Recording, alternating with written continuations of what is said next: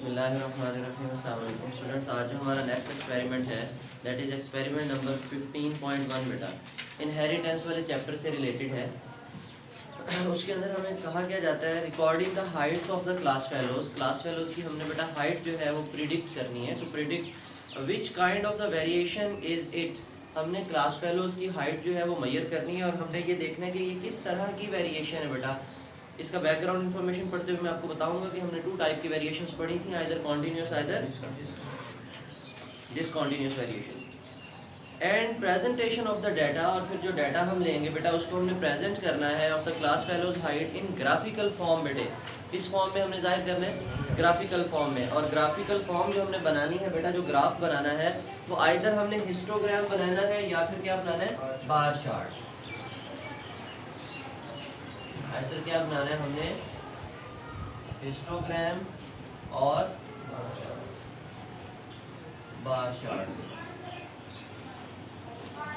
ठीक है, अच्छा जी। बैकग्राउंड इन्फॉर्मेशन पढ़ते हैं। इसमें हमने बेसिकली यही पढ़ना है कि वेरिएशंस क्या होती हैं, उनकी कितने टाइप्स हैं, कॉन्टिन्यूस वेरिएशंस कौन सी होती हैं और डिसकंटिन्यूस वेरिएशंस कौन सी होती हैं। बेटे all of us belong to a same species, all of us are belong to a same species, we are the homo sapiens। क्या है हम?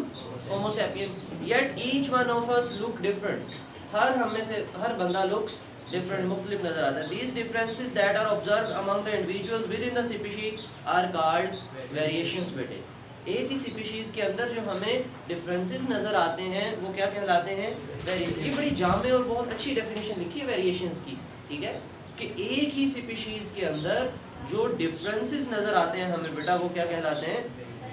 Variations are of 2 kinds, continuous variation and ये viva questions हैं। How many types of the variations are there? ठीक है, continuous और discontinuous variations. In continuous variation there is a complete range of the measurements from one extreme to other. बेटा एक extreme से दूसरी extreme तक, एक एक्सट्रीम से, अब एक्सट्रीम का मतलब लोएस्ट पॉसिबल लेवल से हाईएस्ट पॉसिबल लेवल तक पूरी एक रेंज है हमारे पास, पूरी एक रेंज है हमारे पास। अच्छा जी, continuous variations are combined effects of the many genes and are often affected by the environmental influences. हमने ये भी पढ़ा था कि जो कॉन्टिन्यूस वेरिएशंस है वो सिंगल जीन कंट्रोल नहीं करता, उनको कंट्रोल करने वाले एक से ज़्यादा जीन्स होते हैं और एनवायरनमेंट का उनके ऊपर बहुत कम इफेक्ट होता है। ऐसे ही है ना, या कभी कभार जो है ना वो इन्वायरमेंट की वजह से भी चेंज होती हैं चीज़ें। ह्यूमन हाइट है, स्किन कलर है, इंटेलिजेंस है, और द कर्नल कलर है, स्वीट कॉर्न, ये गंदम के कलर की बात कर रहे हैं और इन सब चीज़ों की बात कर रहे हैं। Are examples of continuous variation. बेटे आर द एग्जाम्पल्स ऑफ। फिर discontinuous variation show the distinct phenotypes. बेटा डिसकंटिन्यूस वेरिएशंस में कैसी फिनोटाइप्स आती हैं? डिस्टिंक्ट, वाज़े, नुमायां। यहाँ रेंज नहीं है, यहाँ रेंज नहीं है। जैसे ब्लड ग्रुप है, ए है या बी है, ए बी है या ओ है, इनके अलावा कोई और पॉसिबिलिटी नहीं है। ये नहीं है कि थोड़ा सा ए है इसका 50% ए है, इसका 70% ए है, ऐसा। The individuals of a population either have a characteristic, ये ऊपर वाली बात रह गई, and are based on the features that cannot be measured। बेटा ऐसी फीचर्स होती हैं जिनको हम मेजर, सिर्फ ये पता चल सकता है ये ब्लड ग्रुप ए है, ये नहीं पता चल सकता ये कितना ए है कितना बी है। ठीक है, the individuals of a population either have the characteristic of they do not have it। Discontinuous variations are controlled by the single pair of gene and the environment has a little effect on this type of the variation। बहुत थोड़ा या ना होने के बराबर।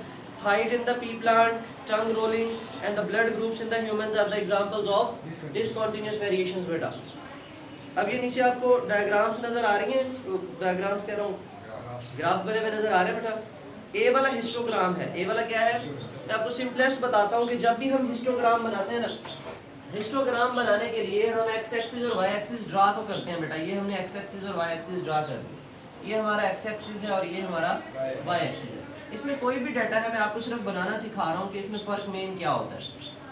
देखें, आपने पहला जो है ना वो हिस्टोग्राम का जो डाटा है वो यहाँ शो कर दिया। ठीक है, ये फर्स्ट ग्रुप का डाटा आपने शो कर दिया। अब जो सेकंड ग्रुप का डाटा है ना बेटा वो इसी के साथ यहाँ शो करना है आपने।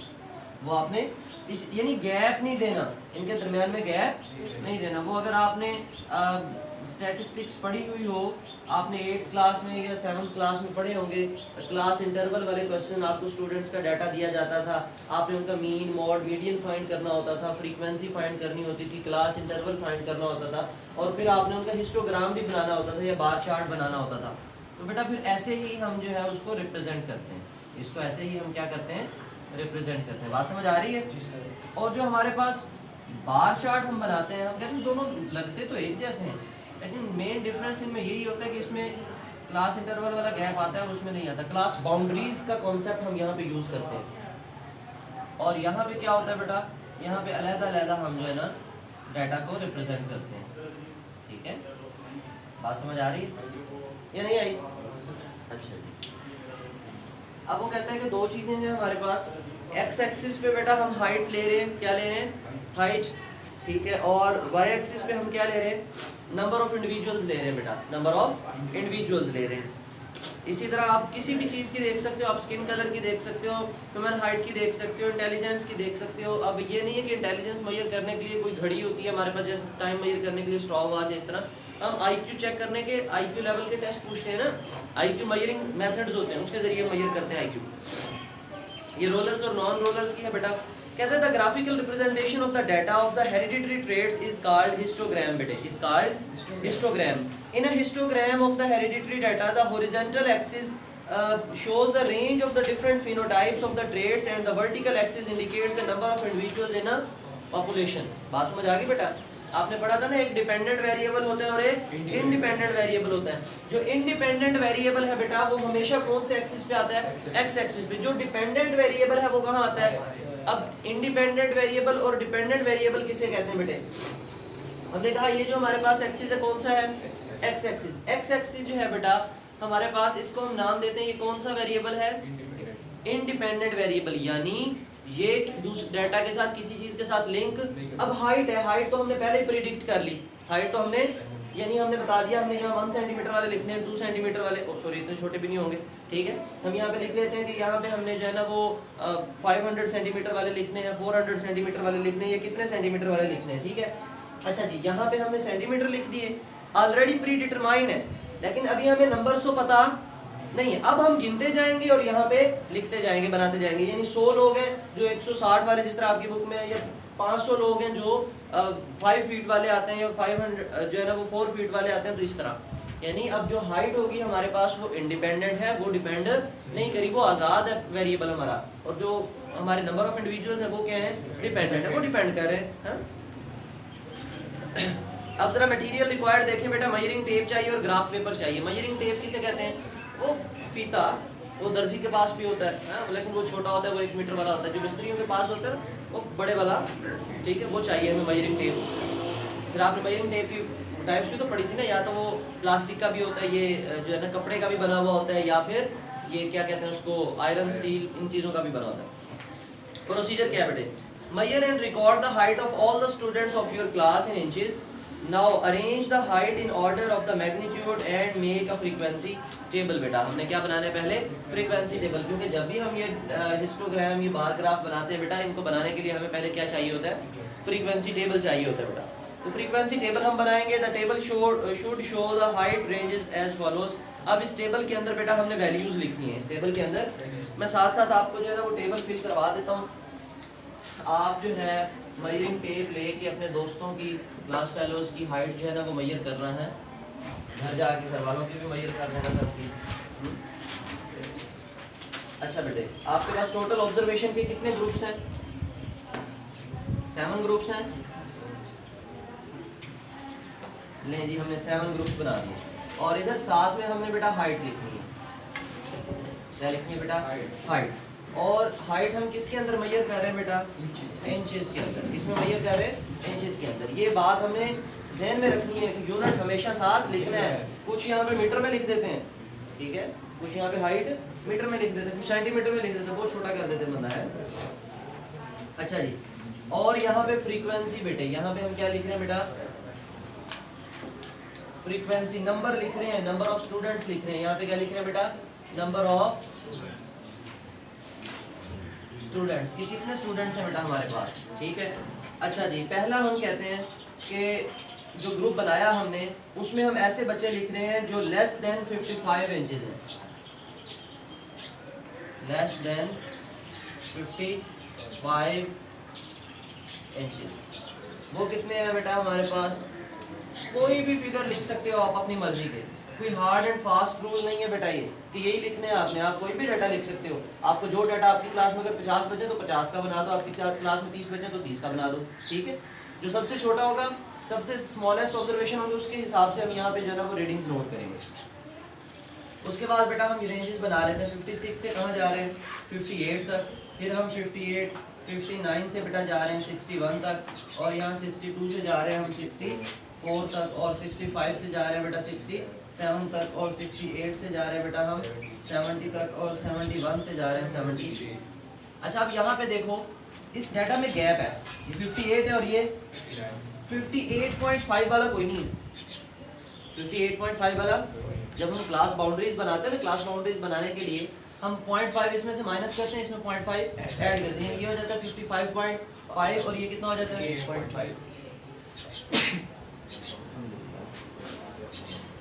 अच्छा बेटे, अब ये फ्रीक्वेंसी जो है ना, नंबर ऑफ स्टूडेंट्स हमने यहाँ पे बनाने हैं, उसमें आप कोई भी बेटा नंबर लिख सकते हो, लेकिन बाद में आपने एवरेज तो ले ही लेना है ना सबके। आपने जो 56 और 58 के दरमियान आ रहे थे वो आपकी बुक में लिखनी है 5।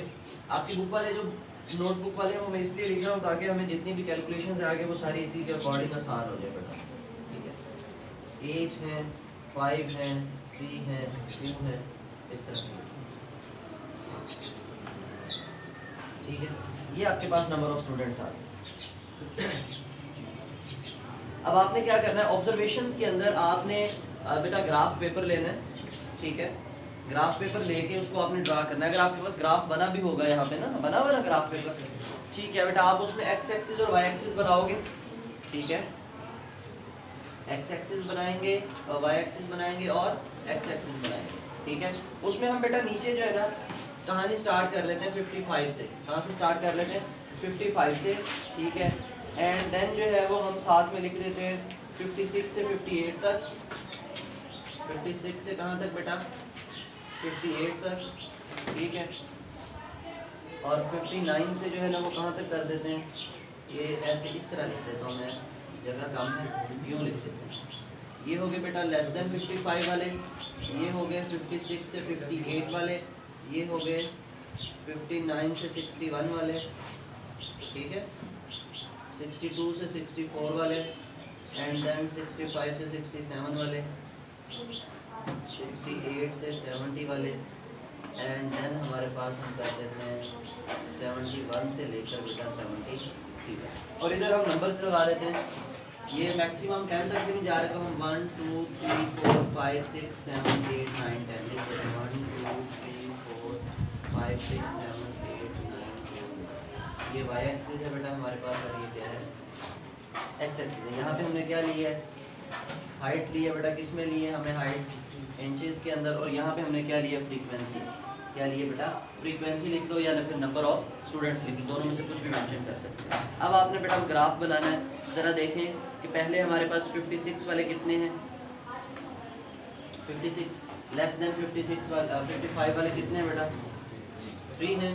तो ये कहाँ तक जाएंगे हम? यहाँ तक, ऐसे। अच्छा जी। और 56 से 58 तक कितने हैं बेटा? 5। हम इसी भी यहाँ से लेके ये चले जाते हैं, ये लो, ठीक है। 59 से 61 तक कितने हैं?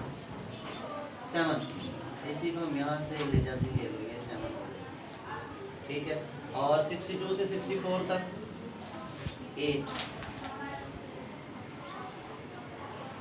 ठीक है। 65 से 67 तक बेटा कितने हैं? 5। अगेन हम नीचे आ गए, ये लो, ये 5। अच्छा जी। 68 से 70 तक कितने हैं? ये 3 है बेटा हमारे पास। कितने हैं? 3 हैं। और 71 से ये सिर्फ 2 है हमारे पास, ठीक है। ऐसे हम जो है ना वो टेबल से हम ग्राफ बना देंगे बेटा, ठीक है। अच्छा जी। वो कहता है कि construct a histogram of the observe data. इसका हमने बेटा हिस्टोग्राम बनाया है। क्या बनाया है? हिस्टोग्राम। अब डिपेंड करता है कि हमने एक तो क्लास इंटरवल्स वगैरह और क्लास बाउंड्रीज वगैरह वो नहीं बनाई, अगर वो बना लेते हम तो फिर हम इसको ज़रा ना बहुत अच्छे वाला भी बना लेते, लेकिन ये भी अच्छे वाला ही है, लेकिन इसके अंदर भी गैप्स आपको नज़र नहीं आ रहे बेटा। अच्छा जी, अब वो कहता है प्रिडिक्ट हमने क्या करना है। ऑब्जर्वेशंस देख लिया आपने बेटा, ये आप ड्रा कर लेना, लेकिन अभी पहले आप जो है ना वो कंक्लूजन्स लिख लो, ठीक है, फिर आप इसको बनाते रहिएगा। By visualizing your histogram, explain what type of the trait is human height बेटे। अब जरा देखें, ह्यूमन हाइट सबकी एक जैसी है, ये चेंज हो रही है, कॉन्टीन्यूस है या डिसकॉन्टीन्यूस है, कॉन्टीन्यूस वेरिएशन है या डिसकॉन्टीन्यूस, कॉन्टीन्यूस वेरिएशन है बेटा। आगे कंक्लूजन्स में लिखें, कंक्लूजन में पहले ये बात लिख लें बेटा, human height is a continuous trait बेटा, human height is a continuous trait बेटे, human height is a continuous trait. Post lab activities भी लिख लें बेटा। पहला क्वेश्चन है list the different continuous variations in the plants. Plants में different continuous variations हमने लिखनी है बेटा। क्या क्या हो सकती हैं? हाइट ऑफ द प्लांट लिखें, HEIGHT, height of the plant, number of leaves, और ये भी हर प्लांट के डिफरेंट होते हैं, किसी में कम है किसी में ज़्यादा है। कलर ऑफ द लीव्स, आपने देखा किसी के अंदर क्लोरोफिल बहुत ज़्यादा होता है, किसी में क्लोरोफिल पिगमेंट कम होता है। Colour of leaves, number of flowers, different है ना बेटा, फ्लावर पोजीशंस हैं, ठीक है, टाइप ऑफ द रूट्स हैं, नंबर ऑफ स्टोमेटा हैं, ये सारी चीज़ें एक्सेट्रा कर दो, ETC कर दो आगे, बस ये काफ़ी है। Count the number of tongue rollers and non tongue rollers in the class and tabulate the data. Tongue किसे कहते हैं? ज़बान को, ये पंजाबी वाली टंग नहीं है, टांग नहीं है ये, ठीक है। अब रोलर्स किसे कहते हैं और नॉन रोलर्स किसे कहते हैं? जो अपनी ज़बान को यूँ गोल कर सके बेटा, यूँ अगर गोल कर लेते हो आप ज़बान को, ये रोलर्स होते हैं। और जिनकी ज़बान यूँ गोल नहीं होती, नज़र आ रही है, इसमें भी आ रही है, कहेंगे सर से ये अजीब तमाशे कर रहे हैं। तो बेटा जो रोलर्स होते हैं उनकी टांग जो है ना यूँ गोल हो जाती है, जो नॉन रोलर्स होते हैं उनकी नहीं होती। अब देखो होती है आपकी बेटा, हो जाती है, आप कर कोशिश तो करना, नहीं होती, हाँ हो जाती है, हो जाती है, ट्राई तो कर, तो हम देखेंगे तो सही। मैंने करके दिखाया, तुमने दिखा रहा, अल्लाह के बंदे हैं, नहीं होती। देखो यहाँ पे हमारे पास 2 या 3 इंक्लूडिंग मी 4 रोलर्स हैं, बाकी सारे मुझे सामने सामने नज़र आ रहे हैं, सारे नॉन रोलर्स हैं। अब क्या होती है? नहीं होती, बस नॉन रोलर्स जाते हैं हमारे पास। अच्छा खैर बेटा, कहता है कि टंग रोलर्स हमारे पास कितने? 3, 4, जितने मर्जी लिख लो। और नॉन टंग रोलर्स 8, 10, 12, 15, जितने लिखने लिख लो, ठीक, जो जितने मर्जी लिख लो बेटा, आपकी अपनी कहानी है। सारे मोहल्ले के बच्चों की चेक करता रहे आज जाके, ठीक है। जो भी बच्चा गुजरे, आप इधर आ, खुद खा, ज़बान चेक करा, गोल कर, होती नहीं होती, बस नोट कर ली, ठीक है बेटा। ये हमारा एक्सपेरिमेंट था। इसमें आपने जो अगले ब्लैंक पेजेस पे लिखना है वो यही, आप अपने ग्राफ पेपर लोगे, उस ग्राफ पेपर पे हिस्टोग्राम बना के वहाँ स्टेपल कर दोगे, या आप जो है ना वो चिपका दोगे, ठीक है। जो है ना वो उसे जिम्सा वगैरह से, क्या कहते हैं उसको, ग्लू वगैरह से लगा दो, ठीक है बेटा। इस होल टॉपिक में कोई क्वेश्चन हो तो आप कमेंट सेक्शन में पूछ सकते हो। थैंक यू, अल्लाह हाफिज़।